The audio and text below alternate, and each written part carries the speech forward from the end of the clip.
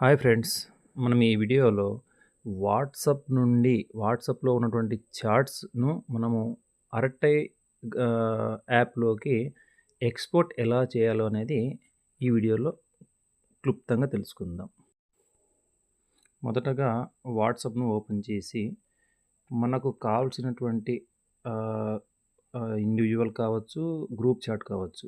దాన్ని క్లిక్ చేసి ఆ పైన 3 బటన్స్ దగ్గర క్లిక్ చేస్తే ఇక్కడ ఆప్షన్స్‌లో ఎక్స్‌పోర్ట్ చార్ట్స్ అని వస్తుంది. అది సెలెక్ట్ చేస్తే ఇంక్లూడ్ మీడియా, వితౌట్ మీడియా అని వస్తుంది. ఇంక్లూడ్ మీడియా అని సెలెక్ట్ చేస్తే మొత్తం మీడియాతో సహా అది ఎక్స్‌పోర్ట్ అవుతుంది.